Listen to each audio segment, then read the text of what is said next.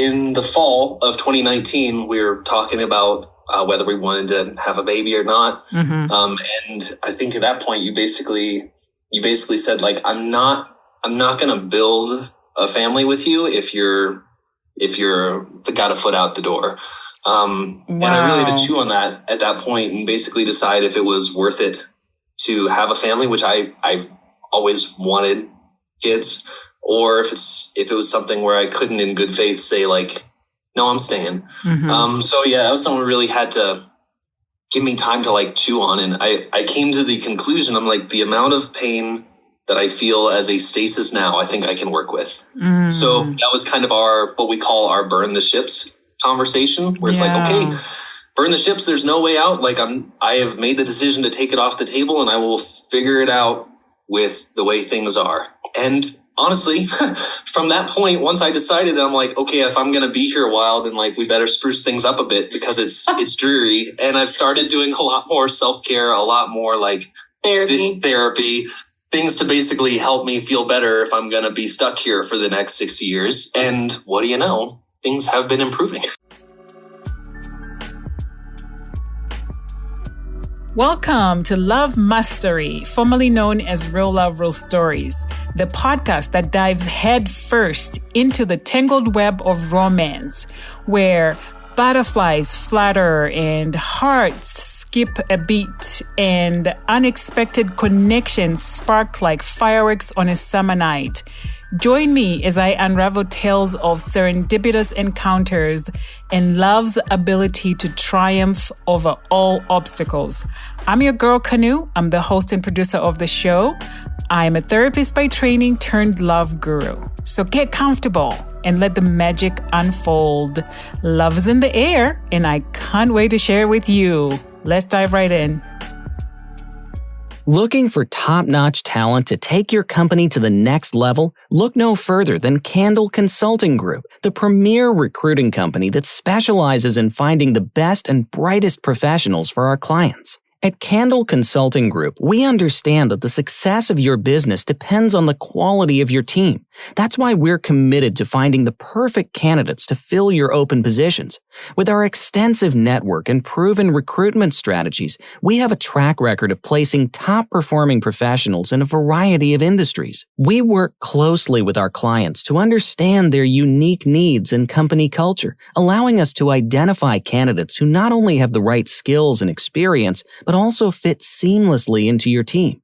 We pride ourselves on our personalized approach to recruitment, taking the time to get to know both our clients and candidates on a deeper level. So if you're looking for the best and brightest talent to join your team, trust the experts at Candle Consulting Group.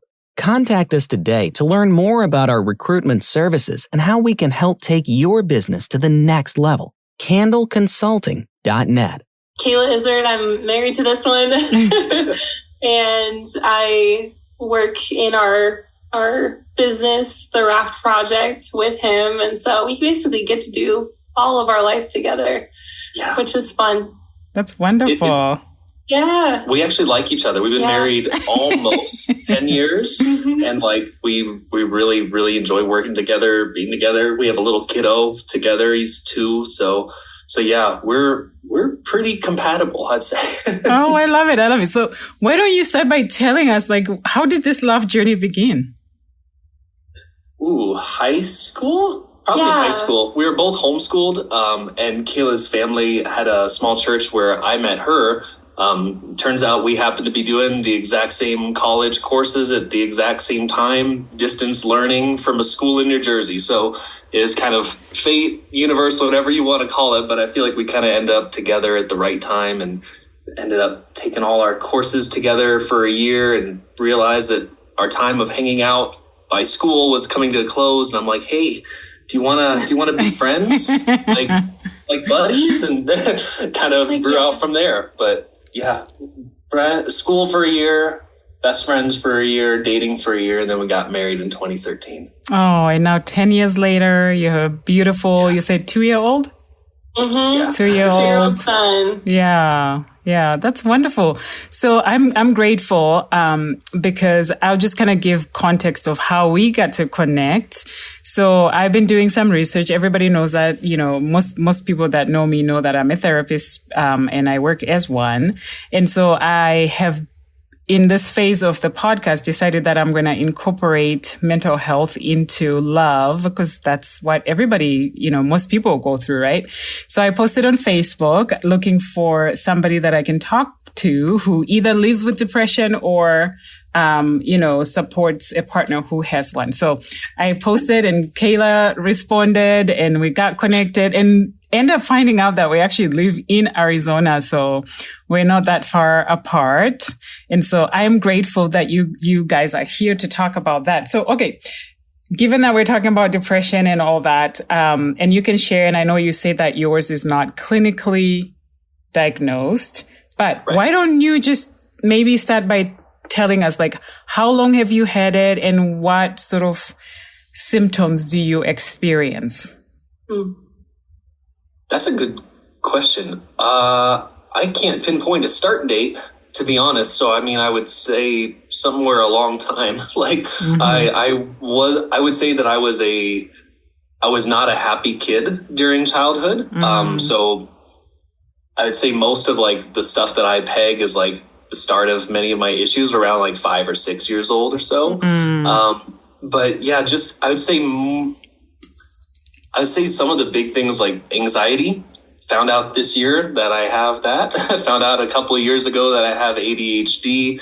I've struggled quite a lot with suicidal ideation and a couple of much more intense periods of feeling suicidal, right?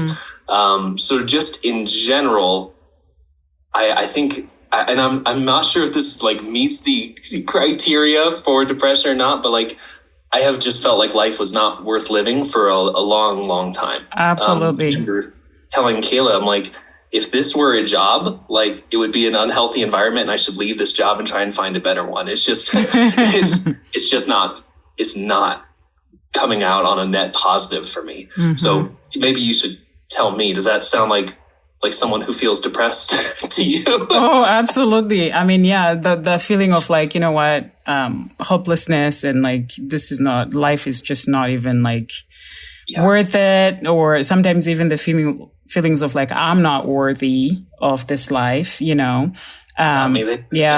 definitely. So, but before we go any further, I just want to thank you for being open to share this, because I know that this is something that's very personal and not everybody is willing to come on like on a podcast and talk about it and share that. So I am grateful. So yeah, going back to like, when you were 5, going through it, and now can you give us like, how old are you now?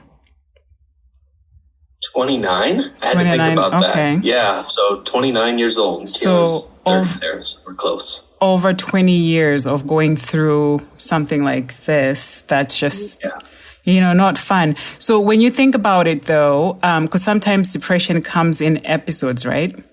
Yeah.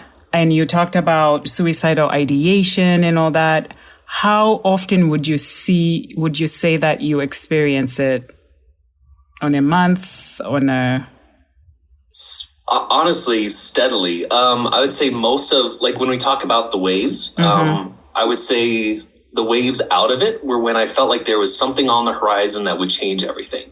So when we were dating, I'm like, oh my God, I'm getting married. Everything's about to get better. And then you get married. And of course, that does not solve any internal stuff. So it's like, well, crap, we're down here. And then it's like, oh, well, maybe I'm starting a new job that I really love and it's up. And then it's kind of, that didn't fix it. We're back down. So stasis for me has kind of been down. I mean, even just with my therapist, like we call it passively suicidal, where it's like, I'm not actively suicidal. I've made the decision not to, but wouldn't be that bad if a bus came by tomorrow and caught me the wrong way. So, I mean, that's something that, like, just as a baseline, right. It's pretty steadily negative with exceptions on the peaks. Yeah. So Kayla, so here you are, you're dating, first you're friends and you're dating and you see him go through this. I mean, did you know, what were your thoughts about what he was going through? I think, like, if you meet him, he's such a golden retriever personality, and he's so kind and caring and genuine and empathetic. And that's what I saw in our friendship, and that's what I saw when we were dating. And I think I would see glimpses, like he would say things and I'd be like, that's interesting. But I came from not a lot of mental illness around me that I knew about. And so I was I'm going to say naive. I had no idea what he was going through and dealing with. And, I would catch these offhanded comments and I'd be like, I think I assumed it wasn't as bad as that made it sound. So I've learned a lot. I've definitely learned a lot. Yeah, definitely. And that's something that I shared in the previous episode that, as a person who is loving or going through life with somebody who has whatever that is they're struggling with, to learn about it and understand it, right? It gives you an awareness of, you see the signs, you're like, okay, that's what's going on, right? So, So are you on medication for it? Alcohol and marijuana sometimes, but no. Honestly, no. Marijuana has helped with the anxiety for me, and not much alcohol, but okay. No, I'm not on medication. Because I was going to say alcohol from a perspective of therapeutic, that can actually make it worse. That's true. My coping mechanism is often humor. So I'm probably going to throw some dark humor at you. No worries. So you mentioned that you have a 2-year-old child. Yeah. So did that at all kind of help with things? Yeah. So we had him right in the height of the pandemic in August of 2020. But in the fall of 2019, we were talking about whether we wanted to have a baby or not. And I think at that point, you basically said, like, I'm not going to build a family with you if you're got a foot out the door. And I really had to chew on that at that point and basically decide if it was worth it to have a family, which I've always wanted kids, or if it was something where I couldn't in good faith say, like, no, I'm staying. So yeah, it was something that really had to give me time to, like, chew on. And I came to the conclusion, I'm like, the amount of pain that I feel as a stasis now, I think I can work with. So that was kind of what we call our burn the ships conversation, where it's like, okay, burn the ships. There's no way out. Like, I have made the decision to take it off the table, and I will figure it out with the way things are. And honestly, from that point, once I decided, I'm like, okay, if I'm going to be here a while, then, like, we better spruce things up a bit because it's dreary. And I've started doing a lot more self-care, a lot more, like, therapy, things to basically help me feel better if I'm going to be stuck here for the next 60 years. And what do you know? Things have been improving. Oh, I love that. And what a powerful question, Kayla, to ask. Yeah, 2019 was a bad year for his mental health and both of our mental health. But yeah, that was the year that I remember the most, him being, I would say, the most actively suicidal I've ever seen him. Most of our relationship has been kind of passive, like, eject button, like, okay, well, it's always like if it gets bad enough, but at that point we were having more conversations and it was coming out more. And I think, and I don't know, am I getting that right? No, you're right. And I had a pretty major, like, health issue that put me on bed rest for honestly at least a few months. So, like, everything else was kind of turned upside down. I lost a lot of my identity in that too. But I'd say 2018 was when I remember being the most suicidal. 2019 was also a close second. So, in the fall, he was like, hey, let's have a baby. I'm like, I don't want to be a single mom. I mean, I will, but no. Yeah, Yeah, which is, I mean, you mentioned a medical something going on with you at that time too. And that's one of the reasons why a lot of people end up having depression too, right? It's when you get a diagnosis of something that changes your identity, like you talked about, definitely that can put a lot of people into this major depressive episode just based on that change of life that's going on. So, so I'm hoping that was kind of resolved and yeah, I'd say, I'm not on bed rest anymore. So like, I'm still not quite sure what happened, but no, it was binge watching Game of Thrones and not doing my work and like just being an emotional piece of crap in bed. Like it was not a great time. You put a hole in the wall above our bed. The only time I've ever punched a hole in the wall, I couldn't sit or stand, and I punched a hole in the wall this way. Missed the studs by this much. Fist or with some other object?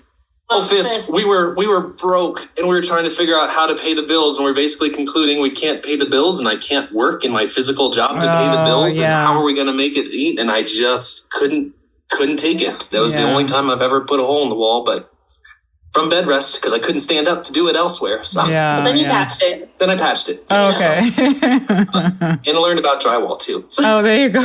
There was a learning opportunity in this thing. So So I know that you talked about suicidal ideation, and also now you just talked about what you went through while you were on bed rest. But what are some of the symptoms that you experience when you're in your major depressive episode? Oh, I mean, hopelessness is probably just like the overarching term for me, where I'm trying to think. I mean, I let myself go, like my beard grows out and I'm like, who cares? Why shave it, right? And like, if I could do work, but it's not gonna matter. It's not gonna help. So why? And like, trying to like work with my ADHD, and it's like, it's already kind of a hurdle for me to do some of the things that are just boring but critical to like having a healthy, balanced life. And it's just, honestly, it's just kind of this slow nosedive. And it's hard to pull out of that. So Kayla, when he's going through that, first of all, what's your mental health and how do you support him through it? I think I have not been diagnosed with any mental health disorders, so I would say I have okay regulation skills. And I think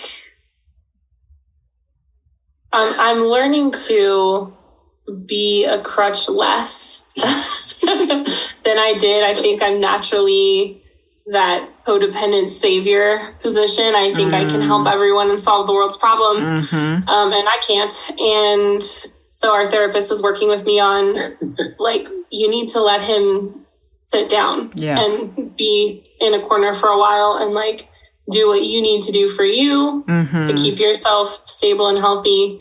I mean, general supportive, like listening, providing feedback when asked. I will gently remind and make food to, eat. I don't eat.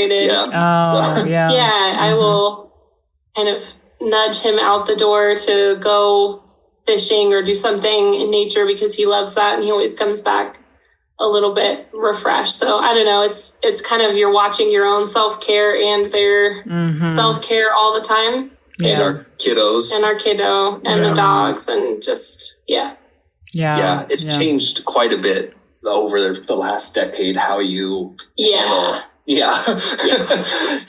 I loved hearing that because, I'm remembering the episode I released, and you're talking about exactly the things that, it can be hard to like, especially the get out in nature. And if you like nature, and then you're not doing that, to kind of nudge and say, hey, go do that, because you're going to come back feeling a little bit better.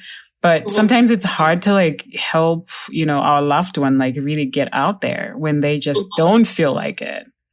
Right. Yeah, I think my understanding, like I was supportive when we were first married, but I was also pretty judgmental and frustrated. So we didn't know about the ADHD. I didn't know he had anxiety. Like, I was just like, what is wrong with you? Like, what is wrong with you? Like, the the minimal things that are just the human activities. You can't even it's broken. This one I have is broken. Well, it won't do anything, And so I think for me, the journey has been, like you said, like educating myself on mental health, and some friends have given me feedback about like I talk like I have a mental health disorder and I don't, but I know a lot about it now. Yeah. I think I was the one that pegged ADHD for him. Oh yeah.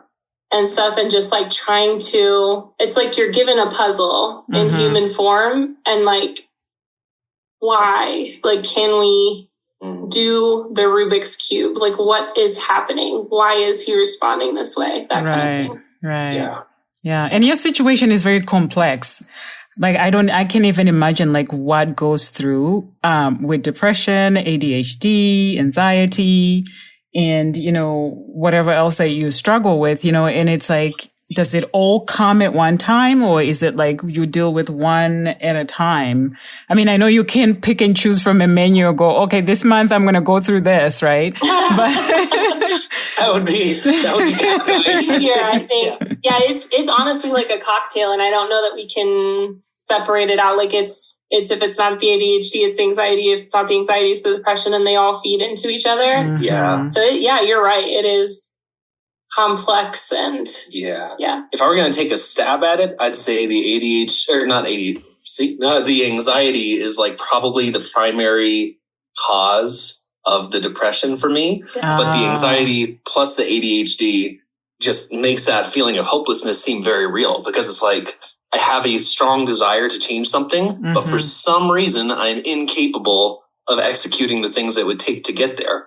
So it just feels like another like slide down the hill. Like I kept trying, and I've gotten nowhere. So yeah. And with the anxiety, like when I'm alone, when I have the chance to rest, when I have time to sleep, I cannot shut my brain off, and I can't actually, I'm getting better, but historically I haven't been able to rest and like have a stasis of like above neutral.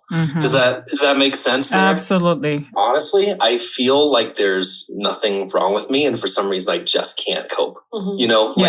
Like all of these kind of like, I don't know if you want to call them labels, but like some of the identifying factors have only come over the last year or two in therapy. So like this is something that I'm still trying to wrap my head around. Like literally our last session with the therapist, I asked her, I'm like, do I actually have ADHD? And she's like, I feel very, very comfortable, completely comfortable saying you have ADHD. And that's hard for me to wrap my head around, because it's been, that's what you know. That's who you are. Yeah. This is normal. Honestly, like this is normal. Everyone probably feels like this. Yeah. And for some reason, I'm the only one who just can't function enough. And that's something that has just been like, I think probably a key part of like who I am is I assume that people are not okay.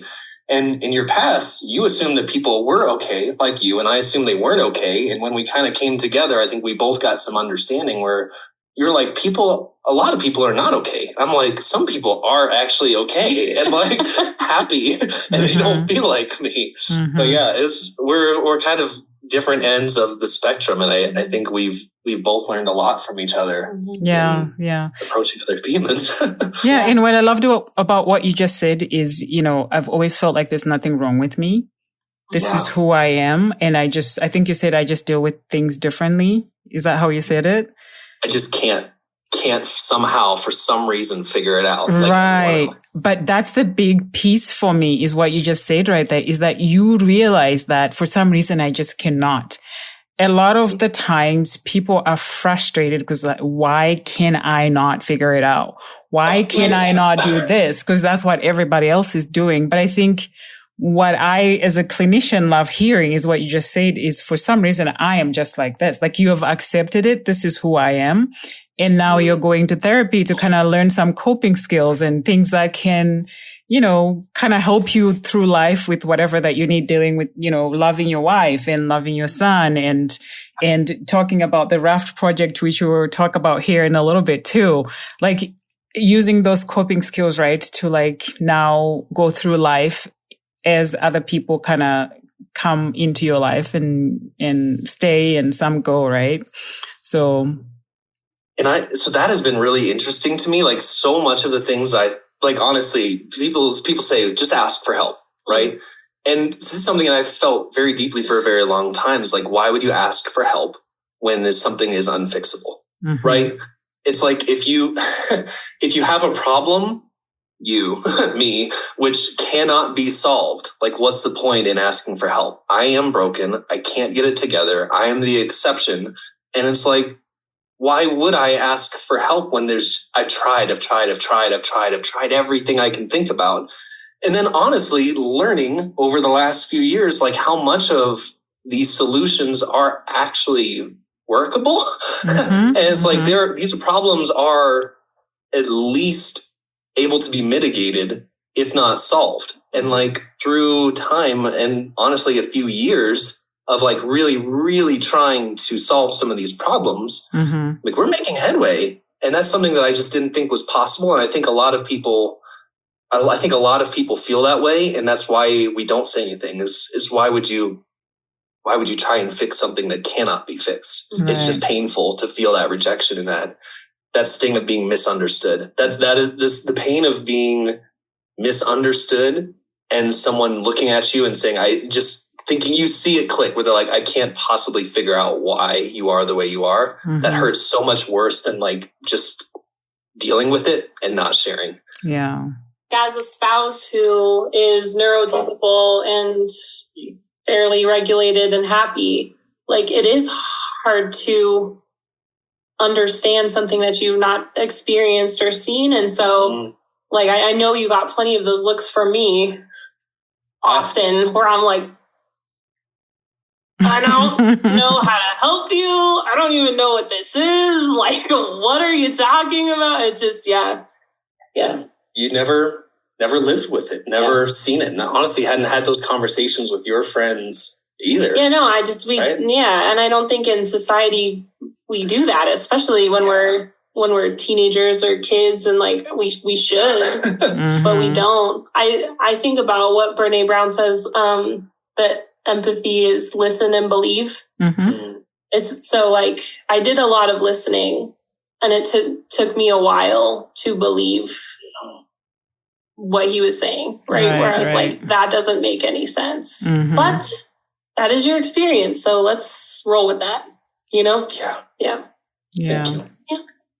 And like you thanked us at the beginning of this podcast for like being willing to talk openly about stuff. And like, I got to thank you for being willing to have what I would think maybe an uncomfortable conversation, and like sharing that with people who are also feeling like maybe you have hope for other people, but not for themselves. Right. And like, this is something so important that I know many people feel the way that I feel, because I find them, right? We find each other, and like, I'm just going to ballpark a percentage, and you maybe with your background should tell me if it's right or wrong, but like about 25% of the people that I really get into conversations with are really not okay and just kind of hanging on. And that's something that we don't know until we really get into a heart to heart. And it's hard to do that if it feels like you're broken and it's hopeless. Yeah. No, I appreciate you saying that. Thank you. And I think, to me, that's why I ended up kind of doing a shift on the podcast to now incorporate some of these very, very important topics that, you know, people like you and I are going through, but we're not really talking about as much. And, you know, if I can move the needle in a relationship to bring some awareness to like, oh, your partner is acting this way, not because they're like not in love with you anymore, but they just like down having an episode right now of something that you may not even know about. And so why don't we shed light on it, and then put some education around it, get him or her some help, and then you can continue this love relationship that you have created, and, you know, with an understanding, right? Of like what it is that you're going through. So I've always loved her. Like, honestly, that's something like, even in my lowest, when I was lashing out at you and like just really unpleasant to be around, right? Like, at my breaking point, just not okay, not fun, codependent.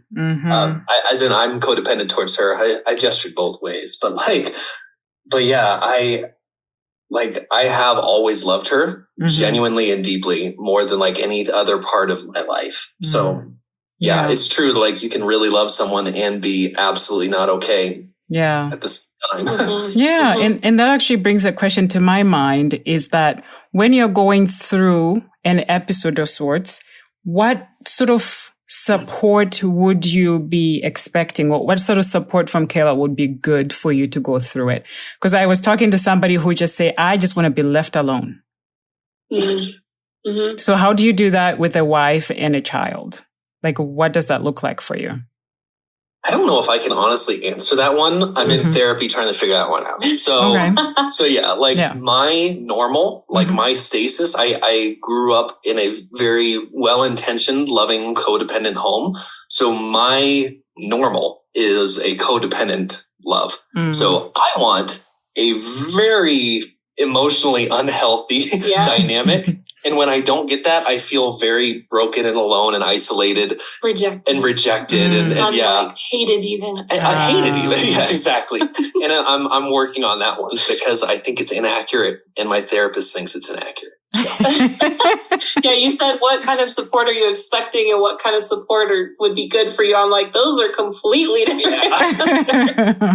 I see. Okay, I can tell you now. So something I've learned, the support that is good for me, I need to process process externally with people. So what has changed our relationship, truly changed it, is me finding support from other people. So you said, we'll talk about the Raft Project later, but the reason it's called the Raft Project is because we need other people to be small parts and pieces of our emotional raft, right? No one holds all the weight. Like, we tried and it didn't work. Like, when I got into my 12-step program, I started for the first time having other people that could take some of that weight off. And that left us in a much, much more manageable place. Yeah. So if that part I know, the rest I'm working on, but the idea that I need other people to help share that weight, that's for sure. Yeah. So in the episode that I talked about again last time, I also talk about these, protective factors, and social support is a very, very important one. And I love that is what stemmed you creating the Raft Project. So I think this is a great way for us to, right into talking about it. So yeah, tell us what is it? And I know you started talking about it too, like how you started it and why you started it. But yeah, tell us what you want people to know about it. Yeah. Well, I mean, it's funny. You build what you need. So this is what I need to stay healthy. But yeah, in general, I'd say the Raft Project is a place for people who feel like they don't have enough support in their current life system. Right. So it's like, if you are basically not okay, you're like, I need more than I have. We have a community, we meet online. So similar to I'm just going to say similar to the support that AA has, where you always have someone that you can talk to, relate to, connect with. We try and provide that in our meetings for people. So basically everyone has a chance to have their turn to share what's going on, what do you need support with, how can I help you? So for me, a lot of times I just need to talk, and I just need someone to listen and tell me if I'm crazy or not, right? Or just validate. But yeah, in general, our idea is... Spoiler alert. Not crazy any of the time. Honestly, it's come out not crazy every single time. Yeah. So yeah, just the idea, sometimes we just need other people to listen, to talk with, to process with, or just to believe us. So this is something that has given me the chance to have other people to help support my emotional well-being. And again, just finding out how many people actually need that, who are like me but aren't me, right? This is something, or like me, that aren't, it's not segmented, so it's not, we don't mentally ill. Yeah, we should make the distinction. So in a 12-step or in a lot of support groups, it's segmented by a life stage or a particular challenge or an addiction, something like that. And this is not. This is open to anyone who can follow the rules. and be supportive and get support. And so for perfectionist, cheerful, happy people like me, it's great to have the practice of being real, being honest and open with myself and with others. And then for you having that place. So yeah, we have all kinds of people in the group, like people who have mental disorders and people who don't, and all ages and genders. And that's, yeah. It's funny. We come at this again from very different sides, where for Kayla, we joke about this because she has like had to fight to like lean into the process because I don't remember who you were talking with, but one of our friends where they're like, it seems kind of scary. And Kayla's like, oh yeah, like opening up and sharing yourself is like absolutely terrifying. It's terrifying. Oh, like, you mean in the group? Yeah. Yeah, it's terrifying. Like nobody wants to do that, especially when you have such a well-curated projection that you have worked on for 20 years. But yeah, she's like, yeah, it's scary. I'm like, oh, it's scary. And she's like, you're the founder. I'm like, and so I know. It's scary. Yeah. So yeah, we basically internally, we have our process for running the meetings. Like Kayla said, we have some rules that keep it a safe place to where it is safe to open up and share. And things aren't going to come back to bite you, right? Yeah. Or you aren't going to get drug on someone's lecture. But yeah, specifically we have like a 4-step process that helps our meetings run like normal. So yeah, even just that process alone has changed the way we interact with our friends and with people who we know want to be there for us, and we want to be there for them. But it's just, we're not really taught. Yeah. We're not really taught how to like genuinely get to the connection that we want. Yeah. No, I'm a huge advocate of that for sure. I think that's a great place for people who need that support, right? For a platform where people can hear you, support you, share information with you, and, just have a sounding board, if you will, right? So, is it a membership base where people pay money, or is it free? So at this point, it is a membership, but we've tried to make it really, really affordable. What, I should know what it costs. What's your question? It's $35 a month. And then if you do like a yearly, it's, I think $320, something like that. It's like a discount, but yeah, okay. I mean, we, and may I real quick? So for that cost, like it's basically unlimited access to as many meetings as you want. So we run 3 a week, and we do it different days and different times in the day to really try and like spread it out for everyone. So yeah, it's not $35 a session. I mean, you can knock out 12 in a month if you're desperate and need to. So, and if people don't have it, they don't have it. And like we just want people to get what they need. So yeah, email us. Like yeah. No, like if somebody doesn't have the $35 a month, you're able to. Exactly. Yeah, people are struggling right now. Like so many of us are struggling right now. And we completely understand not having $35 a month. We've been there. Yeah, where you just can't do it, but you need someone. So yeah. And the thing is, like, our members need you.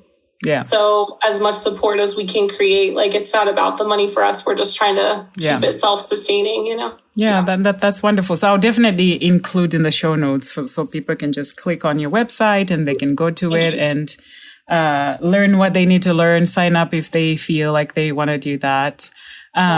So going back to being a couple that are loving each other and, supporting each other, what kind of advice would you give maybe people that are in relationships with one is struggling with depression and one is not, based on your lessons learned through your marriage, one from a person supporting and then one from the person going through it?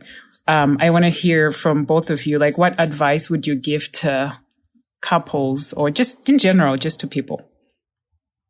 Do you have a thought, or do you want me to take it? You got one? I think so. Go ahead.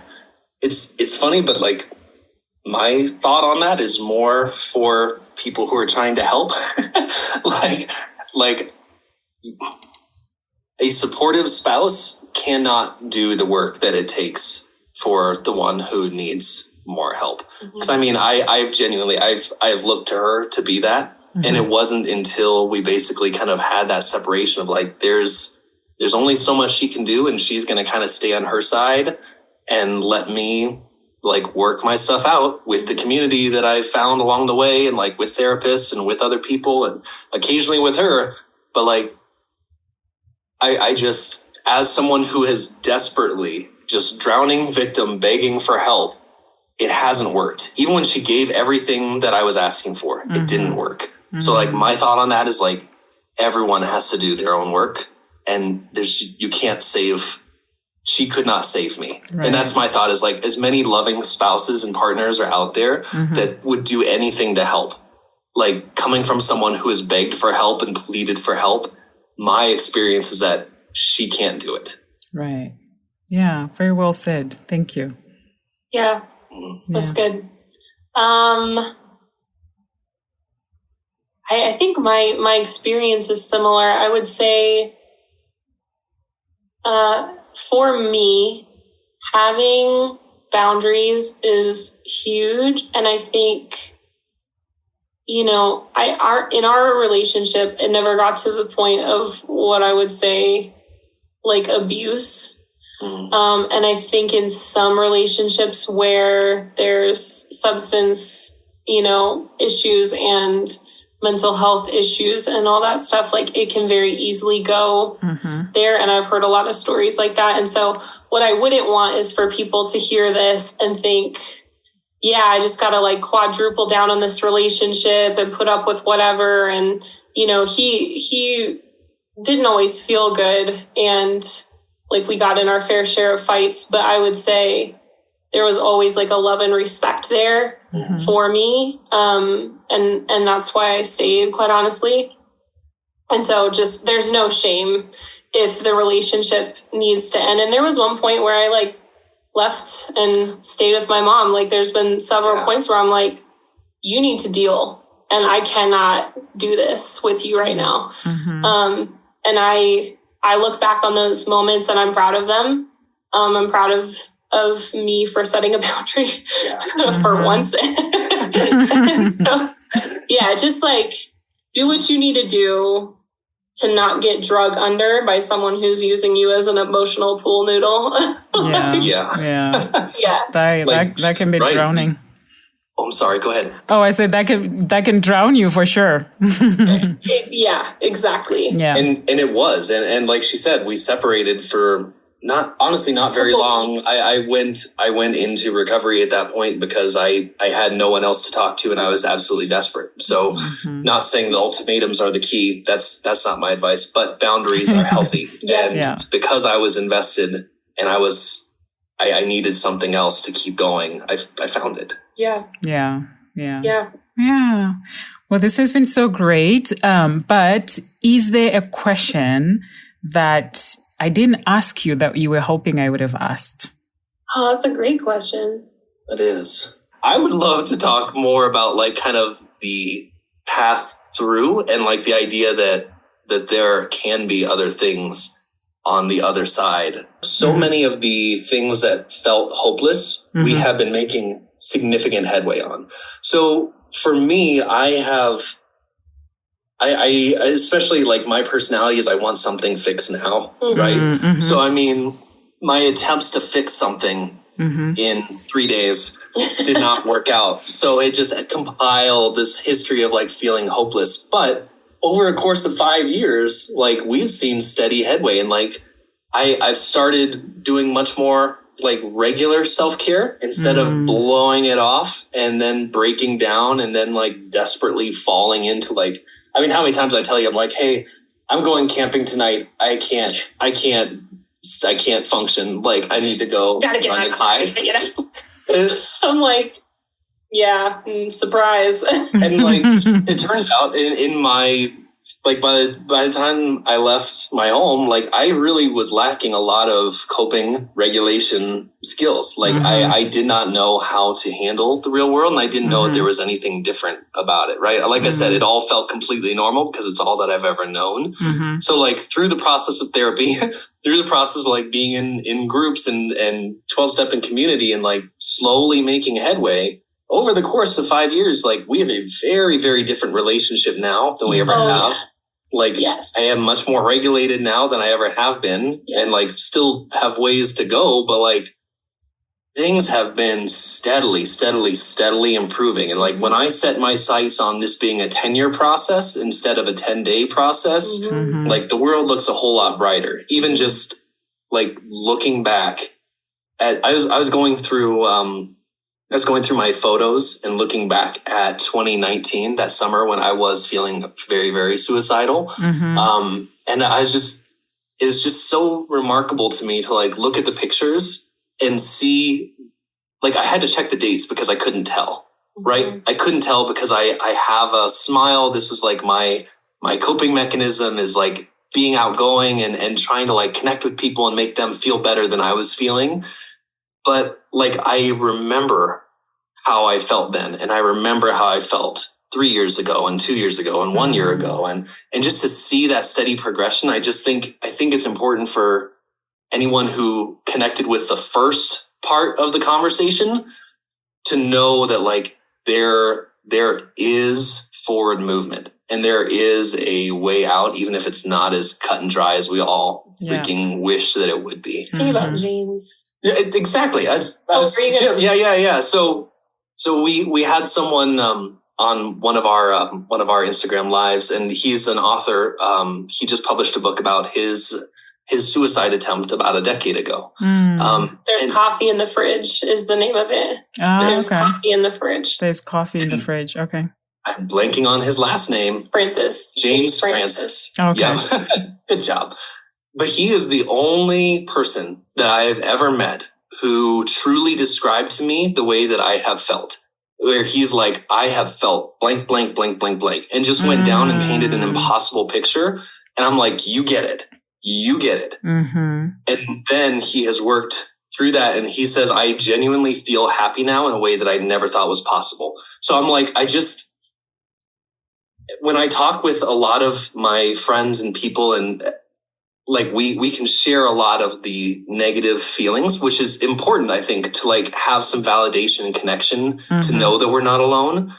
But to hear it from someone who genuinely understands that, genuinely knows it and feels it, and says that there is progress through, I think that is very rare. It's usually got one or the other. 20 years on you. And so just hearing it from someone who's like been through it, is older, as at a different life stage, and just has that hope is really powerful. So like, I just want to put this out to any of your like maybe mid-age listeners who feel like maybe like, you know, who's going to care about my story, like young people like us. And I'm not that young anymore. I'm 30, but like young people are craving to hear the real stuff about the life experience you have. Absolutely. Yeah. Like, we're all out here trying to help each other. And at times it's the blind leading the blind, you know? And so don't just like, please don't hide your story because the kids need to hear it. Me being a kid, like we need to hear it, you know, we need to know that it gets better. Yeah. No, I love that. And, you know, there's something to be said about hearing someone explain what they went through. And in particular, if you relate to what they're explaining, and it's like, that's me, you know, like you said earlier, it's like, this person really gets it. So even sometimes from a mental health practitioner like myself, I may know it one-sided, right? Like I might not have gone through it myself, but I know it from a clinical side. And that's not the same because I haven't quite walked the walk like you have, you know, like what you're describing, the guy who, by the way, will add his information in there too so people can click and like see. He'd be a great guest too if you want to keep talking about depression. He is such a phenomenal speaker as well. So and so kind, especially as a man, like a kind, empathetic, caring, sensitive man who's also strong and an athlete and like business good owner. At life. He's an incredible We person. love him. We do. We love him. Yeah, definitely make the introduction. I would love to have more people to like shed a light on this topic and give more, you know, the audience more information, and they may relate to him, and some people may relate to you guys, and either way, we're touching somebody's life and helping them get through it. And that's what I'm about for sure. So yeah. So this has been so great. Any other thing that you want to talk about, you want to bring up, and, this is your chance to say it, and I just want to say thank you for the work that you're doing. I think that this is, I mean, I said this before we started the episode, but like, from our perspective in our work, like we don't have a clinical background or qualifications. And so, you know, we can talk about this, and it's helpful. Like you said, experientially, sometimes it's helpful. Mm-hmm. But I also think having licensed therapists in the space Mm-hmm. to curate these stories Mm-hmm. with, you know, legitimate mental health advice, I think, or maybe not advice, like you said, but just Mm-hmm. perspective is powerful and something that's very needed. Yeah, no, I appreciate you very much. I'm grateful to have realized that this is important to add that on to the mix of, you know, what the stories that I share, the love stories, and people actually have been asking for it. And I just, for some reason, had not connected the dots until episode 100. I'm like, why am I not doing this? Like, this is silly. So, yeah. So I love it. Yeah. I love it. Yeah. So thank you both very much for being on Love Mastery. I am so grateful you were able to share your journey, your love story, your journey, and where you are, and even the people that you're serving and how you're serving them. I am a huge advocate of having that social support. So absolutely, I will be including your information so those that want to be a part of it can be a part of it. And I love that you're also taking care of those that may not be able to afford the $35 per month, and, you know, helping them be a part of it. But I understand there's people who are running a program that, you know, you need people to support so that the program keeps going, right? Because we all need that. So, yeah. So, but yeah, I'm so grateful. And yeah. Thank you, Kanu. This has been like a very deep conversation. Thank you for being a safe place. Yes. Hi there, it's your girl Kanu. You made it all the way to the end. I'm so grateful. So think about one or two people that you may forward this episode to so they can listen as well. And then go over to iTunes where you can rate and review this podcast. Till next time, love always.